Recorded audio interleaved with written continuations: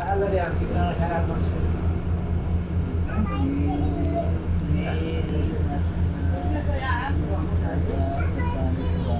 أي عند البيت احنا فوق الباب يا بابا.